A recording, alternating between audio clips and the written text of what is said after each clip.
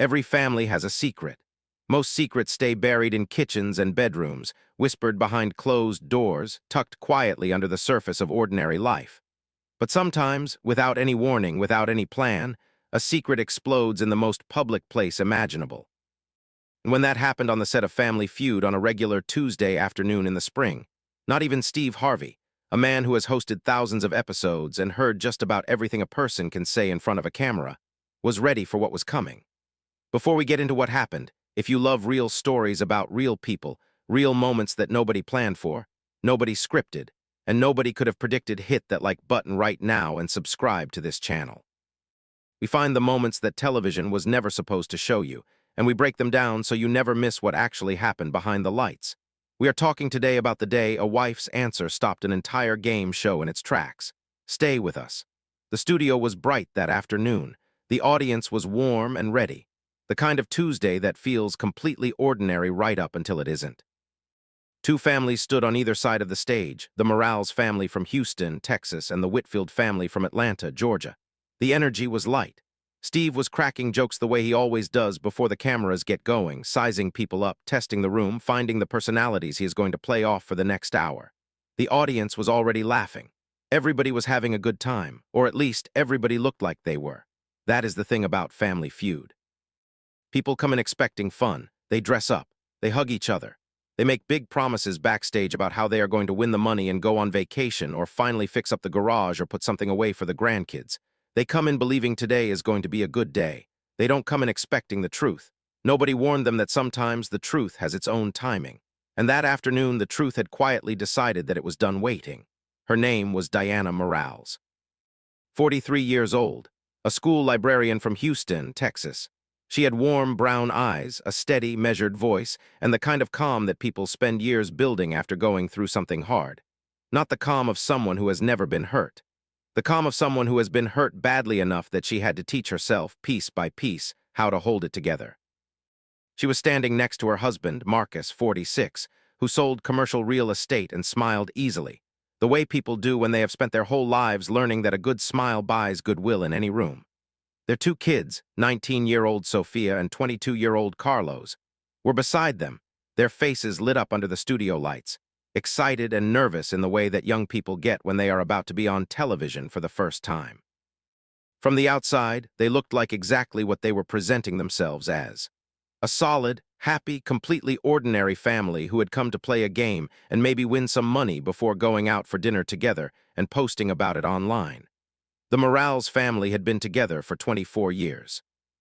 Diana and Marcus had met in college in San Antonio, fallen in love quickly and a little recklessly the way people do at 20, and gotten married young with a lot of confidence and a reasonable amount of hope. Diana had put her own graduate school ambitions on hold when Carlos was born. She put them on hold again 2 years later when Sophia arrived. She eventually built a quiet, purposeful career at the Houston Public Library System, working her way up to head librarian at a branch that served one of the city's lower-income neighborhoods. She cared deeply about her work. She liked children. She liked books. She liked the feeling of handing a kid a story they had never heard before and watching their face change when the story got them. Marcus's career in commercial real estate had its rises and its plateaus. The 2008 crash had taken a chunk out of them, the way it took a chunk out of most people who were deep in property at the time. But they had rebuilt. By the time the kids were teenagers, Marcus was doing well enough that Diana could have cut back her hours at the library if she had wanted to. She did not want to. The library was the one place that was entirely hers, not defined by anyone else's career or choices or calendar. It was hers, and she kept it. But there are two versions of every marriage. The version that shows up at the school fundraiser and the neighborhood barbecue and the holiday dinner where everyone takes photos, and somebody makes the same joke they make every year. And the version that lives quietly in the spaces between those moments, in the unanswered texts, in the business trips that run a little longer than they should, in the feeling a wife gets when she looks across the dinner table at a man she has known for 24 years and realizes with a cold clarity that she does not fully know what his life looks like anymore, that there is a room in it she has not been allowed into, and that the door to that room has been locked for a while. Diana had known for 7 months.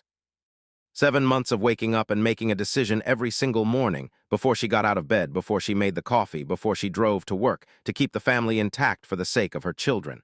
Carlos was finishing his senior year of college. Sophia was preparing applications for nursing school. Diana had looked at her kids and decided that her pain was not going to derail their futures, so she carried it. She carried it to school every day. She carried it to family dinners and birthday parties. She carried it to the Family Feud audition tape that Marcus had excitedly proposed one Sunday afternoon because he thought it would be, in his exact words, a fun bonding thing for the family to do together. She had looked at him when he said that. She had agreed. She carried it onto the bus to the studio that morning, sitting next to a man who had broken something in her and still did not know, or did not want to know, that she was fully aware. She had never planned to say anything on television. She is not that kind of person. She's the kind of person who solves problems quietly, who does not perform her emotions, who believes that private things should be handled in private. She had made a decision to protect her children's stability, and she was keeping it. Until the game show gave her a category that she had not been expecting, and something in her, something that had been locked down for 7 months, simply opened. The Morales family won the face-off in the first round and took control of the board. Steve Harvey read the category aloud in the way he always reads categories that have a little edge to them, drawing it out, letting the audience feel it before the family does. "We asked 100 people," Steve said, pausing just long enough. "Name something a cheating spouse tries to hide." The audience let out a ripple of nervous laughter mixed with knowing recognition. It's the kind of category that gets a reaction in any room, in any crowd, in any city, because everyone knows someone or suspects something, or has been the someone who knew. Steve looked at the family with his eyebrow raised. "Okay, now who's answering this one?" The family laughed. Carlos nudged his mom forward. "Oh, she definitely knows about this stuff," he said, thinking it was just a joke. Marcus laughed too and gestured toward Diana with an easy grin. "Yeah, babe, this is all you." He still had no idea. Diana stepped forward to the podium. She looked at Steve, she looked at the board, and then she looked back at her husband, standing just a few feet behind her, still smiling that easy, practiced smile. And something shifted in her face. It was not a dramatic shift. It was not anger or tears or a jaw setting with confrontation. It was something quieter and more complicated than any of those things. It was the expression of a woman who has been carrying a weight for 7 months and has just in the space of about 4 seconds made a quiet, private, entirely personal decision that she is done carrying it alone. "Text messages," she said clearly into the microphone. The board lit up. "Number 2 answer, 23 points. The audience applauded. Steve nodded his approval. Good answer, all right, let's see." And then Diana did something contestants almost never do. She didn't step back. She stayed at the podium and said, "Can I say something?" Steve looked at her, surprised but curious. "Of course, go ahead." Diana put one hand on the edge of the podium, steadied herself, and said, "I didn't just guess that answer, I read them on his phone 7 months ago." The applause stopped. The audience went completely silent, not the kind of silence that comes from boredom or confusion. The kind that comes from every single person in a large room simultaneously understanding that something real is happening in front of them, and that they are not watching a game show anymore. Steve Harvey turned around slowly. He looked at Marcus. And Marcus, who had been smiling 30 seconds before, was no longer smiling. His face had traveled through 5 or 6 expressions so quickly that people in the first few rows described it differently when retelling the story later. What they agreed on was where it landed, somewhere between shock and a very specific, very private kind of dread. Sophia had taken a full step backward. Carlos had gone completely still, his eyes moving between his parents like he was trying to calculate something he had never been asked to calculate before. Steve turned back to Diana. When he spoke, it was not his television voice. It was quieter, more careful. Kind of voice people use when they understand that the ground under a conversation has shifted. "Diana," he said, "are you sure you want to do this right now in front of all these people?" Diana looked at him and said something that the audience would be quoting for months afterward. "I've been sure for 7 months," she said. "I just didn't have an audience before." The crowd exhaled, not in laughter, in something else, something harder to name. It might have been recognition. It might have been solidarity. It might have been the particular feeling that happens when someone in a public place says out loud what most people have only ever managed to think. Steve Harvey did something next that almost never happens in a live studio recording. He held up his hand, not to the audience, but to the camera operators. He turned and said the 4 words that the production crew was not prepared for. "Let's stop for a minute." He wasn't shutting the show down. He wasn't dismissing what was happening. He was doing something that very few people with a camera and a platform ever do. He was choosing the human being over the content. He was looking at a real family in a real crisis and deciding, without making a speech about it, that this moment belonged to them and not to the show. The recording paused. A producer came out from backstage. Steve walked across the stage toward the Morales family, not as a host, not as a performer, just as a person. He spoke to Diana first, quietly, off mic. Then he spoke briefly to Marcus. Then he looked at Carlos and Sophia, who were standing close to each other in the way that siblings stand when the thing they always thought was solid has just shifted. Whatever was said in those minutes was not captured for broadcast. But the people sitting in that audience described it later as the most honest 4 minutes of television they had almost seen. Marcus did not deny it.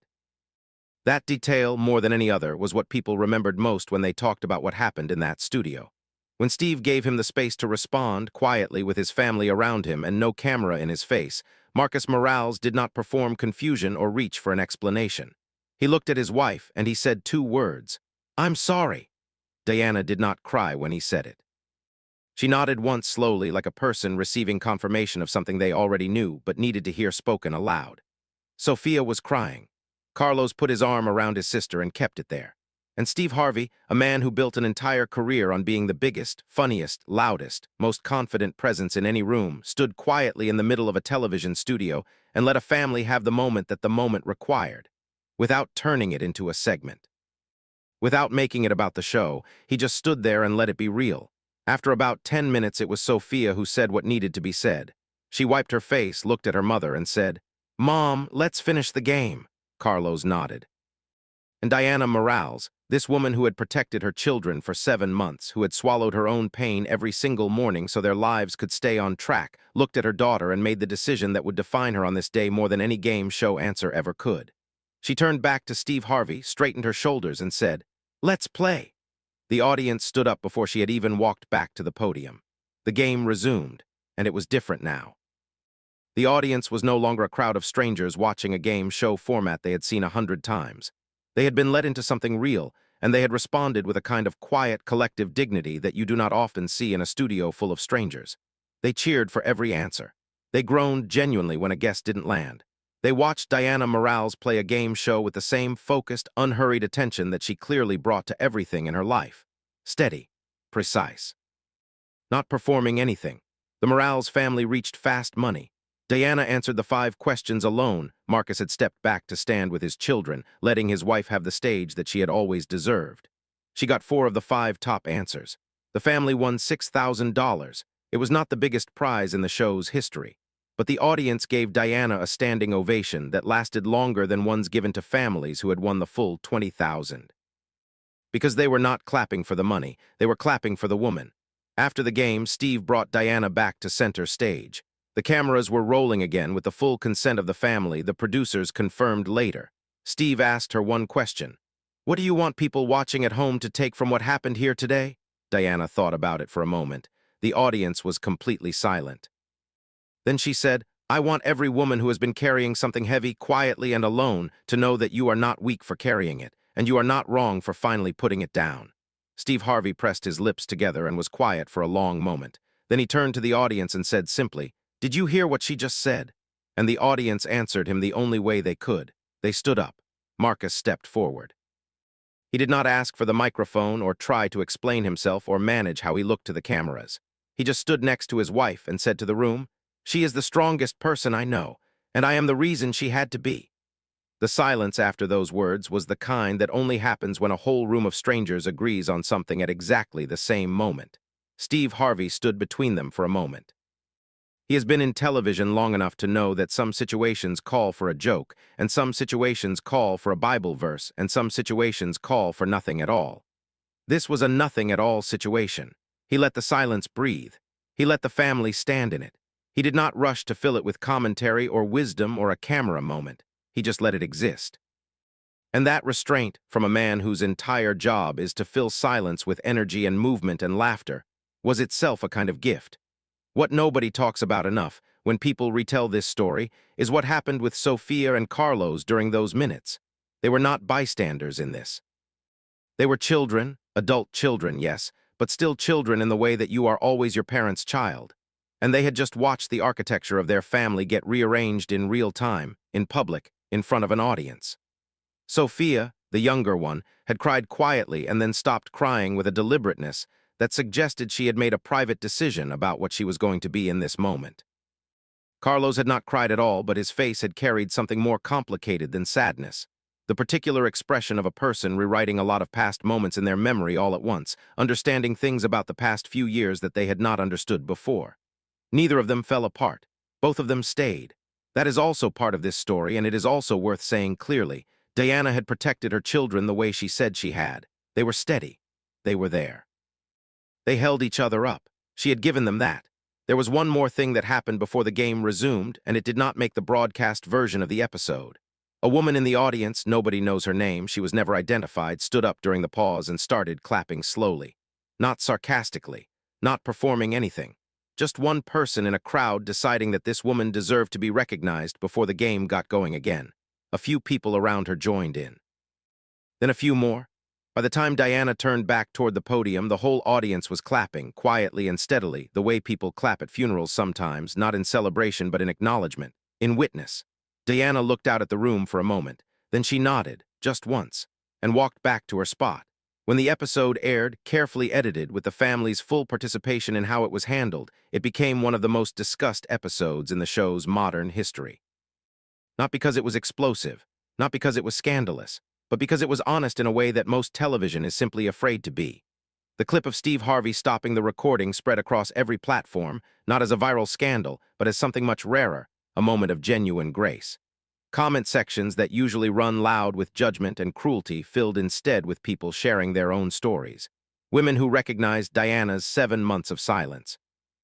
Men who saw something of themselves in Marcus's 2-word admission. Adult children who said watching the Morales kids made them think about their own parents in ways they never had before. The conversation that followed online and in living rooms and in therapy offices was not primarily about infidelity.